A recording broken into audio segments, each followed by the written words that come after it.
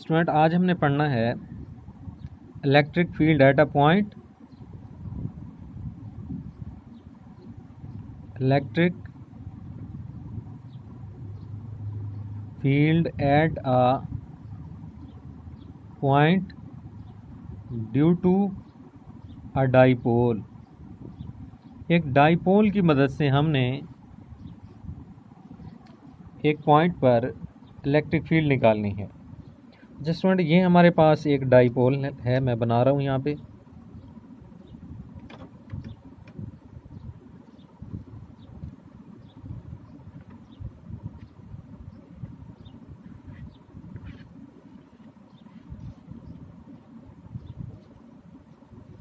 ये मेरे पास Q plus charge है और ये मेरे पास Q नेगेटिव चार्ज है,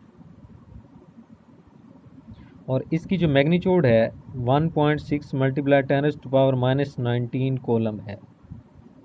ये Q प्लस चार्ज की, इसके साथ प्लस लिखते हैं, ये इसकी मैग्नीट्यूड है। और ये Q नेगेटिव चार्ज जो है इसकी मैग्नीट्यूड है 1.6 मल्टीप्लाई 10⁻⁻19 कोलम। और इनके दरमियान में जो डिस्टेंस है वो d है। इनके दरमियान में जो डिस्टेंस है वो क्या है हमारे पास, d। जब दो अपोजिट चार्जेस जिनकी मैग्नीट्यूड सेम हो उनको एक कांस्टेंट डिस्टेंस d पर रख दिया जाए तो वो डाइपोल बनाते हैं। When two opposite charges having same magnitude are placed at a constant distance they make a dipole. तो वो क्या बनाते हैं, डाइपोल बनाते हैं। और दूसरी बात यह है कि डाइपोल मोमेंट क्या होता है, अगर मैं इसको या इस Q प्लस को या Q नेगेटिव को, इनके दरमियान में जो फासला d है उससे मल्टीप्लाई करूँगा तो वो डाइपोल मोमेंट आ जाएगा। यानी अगर मैं ये Q है, Q को d से मल्टीप्लाई कर दूँ, इनके दरमियान में जो फासला है, तो ये डाइपोल मोमेंट होगा। ठीक है, इसे P से शो करते हैं। ये है, ये डाइपोल मोमेंट है। यानी ये जो Q है इसको मैंने जब d से मल्टीप्लाई किया, इनके दरमियान में जो डिस्टेंस है, तो अगर Q को अपना उनके दरमियान में मौजूद डिस्टेंस से मल्टीप्लाई करते हैं तो डाइपोल मोमेंट बन जाता है। अच्छा स्टूडेंट, अब हमने एक ये जो d है इनके दरमियान में फासला, इसके मिड पॉइंट से, ये इसका मिड पॉइंट है, यहाँ से हम x दूरी पर, x डिस्टेंस पर, ये देखना है कि इनके सेंटर से, d के सेंटर से हो। ठीक है, x डिस्टेंस पर हमने एक P पॉइंट लिया और हम इस P पॉइंट पर इस डाइपोल की वजह से जो इलेक्ट्रिक फील्ड होगी वो हम निकालेंगे। स्टूडेंट बिल्कुल इजी है, अगर आप इसका कंसेप्ट ले लेंगे तो आपको ये मुश्किल नहीं लगेगा। मैं सिर्फ़ और सिर्फ आपको कंसेप्ट दूंगा, बाकी थ्योरी जो है आप मुख्तलिफ बुकों से पढ़ सकते हैं। अगर किसी स्टूडेंट को मसला हो तो वो मुझसे कांटेक्ट कर ले, मैं उसे थ्योरी भी दे दूंगा। इसका कोई प्रॉब्लम नहीं होता, बेसिक तो ये होता है कंसेप्ट लेना। अच्छा स्टूडेंट, ये हमारे पास एक डाइपोल है, ठीक है, और इसके दरमियान में जो फासला है वो, ये जो चार्जेस हैं उनके दरमियान में फासला d है। उस d के सेंटर से x दूरी पर एक पॉइंट मैंने लिया, उस पॉइंट पर मैंने इलेक्ट्रिक फील्ड इस डाइपोल की मदद से निकालनी है। ठीक है स्टूडेंट। अच्छा, अब आप लोगों को पता है कि पॉजिटिव चार्ज की वजह से इलेक्ट्रिक फील्ड लाइंस बाहर की जानिब होती हैं, नेगेटिव चार्ज की वजह से इलेक्ट्रिक फील्ड लाइंस अंदर की जानिब होती हैं। इसकी वजह से जो इलेक्ट्रिक फील्ड लाइंस इस पॉइंट पर बनेगी वो ये होगी। ठीक है, ये E प्लस, क्योंकि ये पॉजिटिव है। अच्छा, इसकी वजह से जो इलेक्ट्रिक फील्ड लाइंस बनेगी वो अंदर की जानिब बनेगी। ये देखें, उसकी डायरेक्शन ये होगी, क्योंकि ये नेगेटिव चार्ज की वजह से इलेक्ट्रिक फील्ड है, E नेगेटिव। ठीक है स्टूडेंट, यहाँ तक कोई मसला। ये पॉजिटिव की वजह से ये इस साइड पे बनेगी, ये देखें, पॉजिटिव की वजह से इलेक्ट्रिक फील्ड लाइंस इस पॉइंट पर ये बनेगी, नेगेटिव चार्ज की वजह से इलेक्ट्रिक फील्ड लाइंस इस पॉइंट पर ये वाली बनेगी। ठीक है, अब हमने ये थीटा है हमारे पास।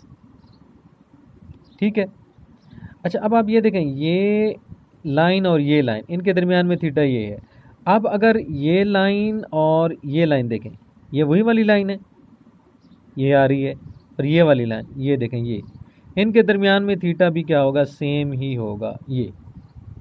अच्छा, अब अगर ये थीटा है, थीटे के सामने वाला कंपोनेंट ये वाला होगा, और थीटे के सामने वाला कंपोनेंट आप लोगों को पता है कि वो क्या होता है, परपेंडिकुलर होता है। और ये हमारे पास क्या होगा, हाइपोटेन्यूस होगा। और ये हमारे पास क्या होगा, बेस। ये हमारे पास क्या होगा, बेस होगा। और ये जो ई है हमारे पास हाइपोटेन्यूस ई प्लस, इसको अगर मैं दो रेक्टेंगुलर कंपोनेंट्स में डिवाइड करूं तो वो दो रेक्टेंगुलर कंपोनेंट्स कौन से बनते हैं, एक ये बनता है और एक ये बनता है। और ये जो होगा रेक्टेंगुलर परपेंडिकुलर जो होता है, आपको पता है कि साइन थीटा होता है। तो ये हमारे पास बनेगा ई प्लस साइन थीटा, और ये बनेगा ई प्लस कॉस थीटा। तो मैं ई प्लस साइन थीटा को यहाँ पर ड्रा करने के बजाय मैं यहाँ पर ड्रा कर रहा हूँ। ये मेरे पास क्या बना है, ई प्लस साइन थीटा। और ये मेरे पास क्या होगा, ये वाला कंपोनेंट ये होगा E plus cos theta. Student figure को बड़ा गौर से समझ लेना है आपने, बस उसके बाद फिर मैथमेटिकल कैलकुलेशन है, उसमें तो कोई मसला नहीं बनेगा। अच्छा, अब आप ये देखें, मैंने अभी आपको समझाया कि ये थीटा हम लेंगे तो ये थीटा और ये थीटा बराबर होंगे। तो इस थीटा के सामने ये वाला कंपोनेंट क्या होगा, इसका ये, इसे हम डिवाइड कर रहे हैं ना, तो ये ई प्लस साइन थीटा बन जाएगा, मैंने इसे यहाँ पे ड्रा कर दिया। और ये वाला बन जाएगा ई प्लस कॉस थीटा। इसी तरह इसको भी डिवाइड करेंगे। ये देखें, अगर ये वाला एंगल मैं लेता हूँ, ये वाला एंगल और ये वाला एंगल सेम होंगे। देखें, ये वाला एंगल जो है और ये वाला एंगल, ये वाली लाइन इस लाइन के, और ये वाली लाइन ये देखें यहाँ पर आ रही है, ये वाला थीटा हम लेंगे।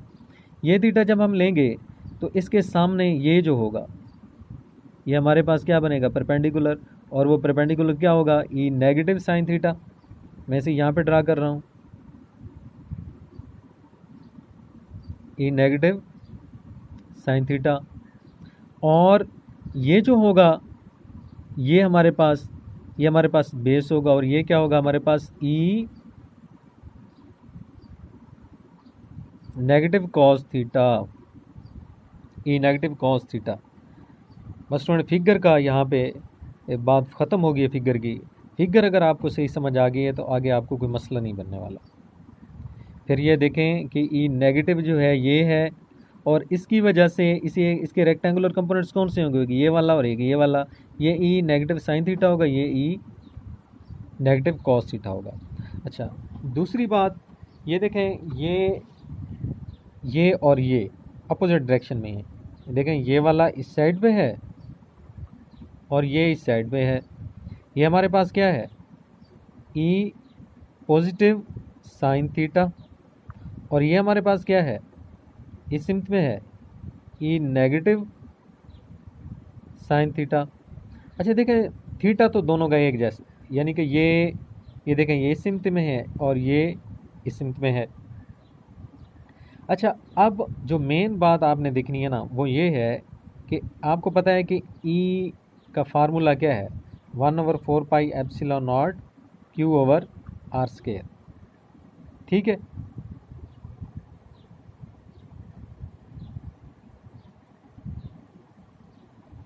और ई प्लस की वजह से 1/4 pi epsilon naught q plus over r square. और ई नेगेटिव की वजह से जो होगा 1/4 pi epsilon naught q negative और आर स्क्वायर। अब ये मैग्नीट्यूड की बात कर रहा हूँ मैं, डायरेक्शन की बात नहीं कर रहा। डायरेक्शन इनकी सेम नहीं है, मैग्नीट्यूड इनकी सेम है। डायरेक्शन तो एक की इधर है और एक की इधर है, लेकिन मैं मैग्नीट्यूड का बता रहा हूँ। अच्छा स्टूडेंट, ये देखें कि क्या क्यू प्लस ये वाला जो है, इलेक्ट्रिक फील्ड किस पर डिपेंड करेगी, ये तो कांस्टेंट है, इस पर और इस पर डिपेंड करेगी। ठीक है। अच्छा, अब आप ये देखें कि इसकी जो मैग्नीट्यूड है 1.6 मल्टीप्लाई 10⁻⁻19 है, और इसकी जो मैग्नीट्यूड है वो भी 1.6 मल्टीप्लाई 10⁻⁻19 है। तो लिहाजा ये वाली मैग्नीट्यूड, ये दोनों बराबर हैं। ठीक है। बाकी दूसरी बात रहेगी आर, ये वाला आर और ये वाला आर, ये भी दोनों बराबर हैं। लिहाजा ई नेगेटिव का आर ये वाला ये भी बराबर है, ई पॉजिटिव का आर ये वाला ये भी बराबर है। तो लिहाजा ये भी बराबर हैं, ये भी बराबर है मैग्नीट्यूड में, ये कांस्टेंट वैसे बराबर हैं, तो फिर मैं लिख सकता हूँ E plus is equal to E negative. ये भी दोनों आपस में क्या है, मैग्नीट्यूड में बराबर हैं, तो इसे मैं ई के बराबर लिख दूँगा। ठीक है स्टूडेंट, तो फिर मैं यहाँ पे लिख सकता हूँ E sine theta is equal to E sine theta. तो ये देखें ये दोनों सेम है और अपोजिट डायरेक्शन में हैं, ये दोनों एक दूसरे को कैंसिल कर देंगे, कैंसिल कर देंगे, कैंसल ईच अदर, ये एक दूसरे को कैंसिल कर देंगे। ये मैग्नीट्यूड में सेम है और अपोजिट डायरेक्शन में है, तो एक दूसरे को कैंसिल आउट कर देंगे। अच्छा, अब दूसरी बात जो हमारे पास बची वो ये है, इन्होंने तो एक दूसरे को कैंसिल आउट कर दिया। अब हमने स्टूडेंट ये देखना है कि सिर्फ और सिर्फ ये वाला कंपोनेंट बच गया है। ये तो दोनों एक दूसरे को कैंसिल आउट कर चुके हैं, ये वाला कंपोनेंट बच गया है। ठीक है, तो ये हमारे पास E negative cos theta same direction में है तो ऐड हो जाएंगे, ई पॉजिटिव कॉस थीटा, ये टोटल इलेक्ट्रिक फील्ड बनेगी। ठीक है, तो अब आपको पता है कि ई नेगेटिव किसके बराबर होती है, ई पॉजिटिव ई नेगेटिव के और ई के बराबर होते हैं। तो मैं यहाँ पर भी लिखूँगा ई कॉस थीटा और यहाँ पर भी लिखूँगा ई कॉस थीटा। तो इन दोनों को जब मैं ऐड अप करूँगा तो 2e कॉस थीटा बन जाएगा। ठीक है, अच्छा, और e हमें पता है कि ये किसके बराबर होता है, 1/4 pi epsilon naught q over r square. तो 2 multiply 1/4 pi epsilon naught q over r square और कॉस थीटा। अच्छा, अब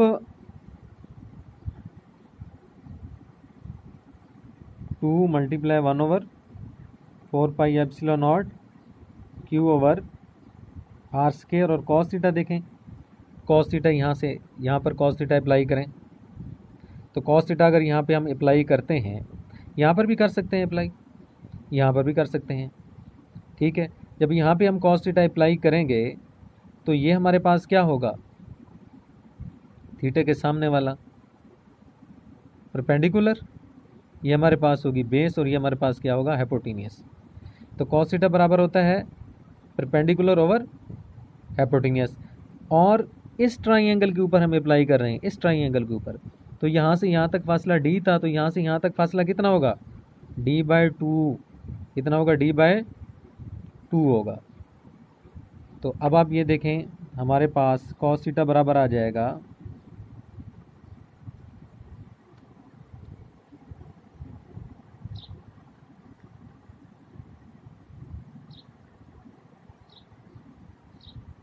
d/2 बटा r।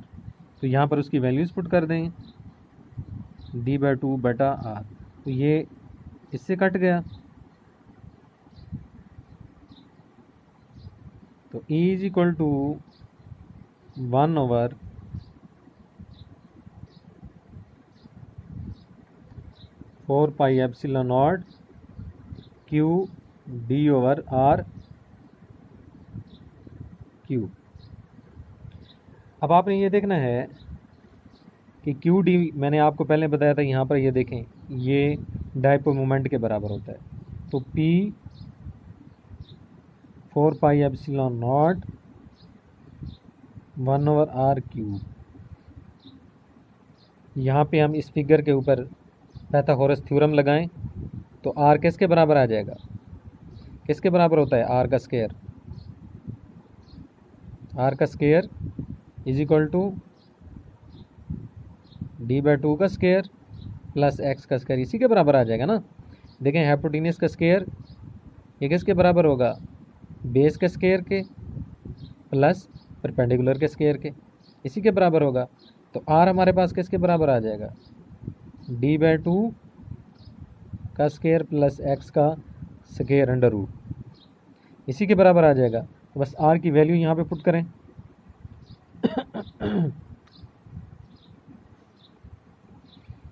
P/4 pi epsilon not multiply 1/d/2 का स्क्वायर प्लस x का स्क्वायर और इसकी पावर क्यूब।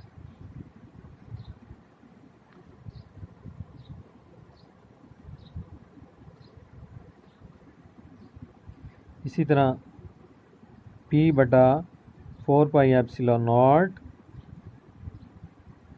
1/d/2 का स्क्वायर प्लस x का स्क्वायर और उसकी पावर क्या बन जाएगा 3/2 जब हम स्क्वायर रूट ख़त्म करेंगे। ठीक है, 3/2 आ गया। अच्छा जी, उसके बाद स्टूडेंट हमने ये करना है, अब यहाँ पर एक चीज़ देखें कि अगर ये जो फासला है, ये पिक्चर में देखें, ये जो फासला x है, अगर ये बहुत दूर हो, ये पॉइंट P जो है ये अगर बहुत दूर हो तो x बहुत ज़्यादा बन जाएगा ना। देखें, अगर मैं P बहुत दूर लेकर यहाँ पर चला जाऊँ तो x की वैल्यू बढ़ती जाएगी, यहाँ पर ले जाऊँ x की वैल्यू बढ़ जाएगी, यहाँ पर ले जाऊँ x की वैल्यू, ये वाला x बढ़ता जाएगा। तो d/2 तो कांस्टेंट है ना। तो अगर x बहुत ज़्यादा दूर हम ले लें, x बहुत ज़्यादा हो, ग्रेटर हो बहुत ज़्यादा, ठीक है, अगर x बहुत ज़्यादा हो तो हमारे पास d किस को अप्रोच कर जाएगा, 0 को अप्रोच कर जाएगा, यानी x के मुकाबले में d बहुत ही कम होगा। इसका मतलब ये है कि मैं यहाँ पर 0 पुट करूँगा तो ये उड़ जाएगा, ख़त्म हो जाएगा। तो हमारे पास E बराबर आ जाएगा p/4πε0 1/x का स्क्वायर और इसकी पावर 3/2। तो ये पावर इससे कट जाएगी, तो p/4πε0 x का स्क्वायर, सॉरी x का क्यूब। ये हमारे पास फाइनल रिज़ल्ट आ जाएगा कि इलेक्ट्रिक फील्ड जो होगी डाईपोल की वजह से ये होगी, डाईपोल की वजह से जो इलेक्ट्रिक फील्ड होगी वो ये। तो ओके स्टूडेंट, अल्लाह हाफ़िज़। अगर आपको ये वीडियो पसंद आई है तो अपने दोस्तों को ज़रूर शेयर करें।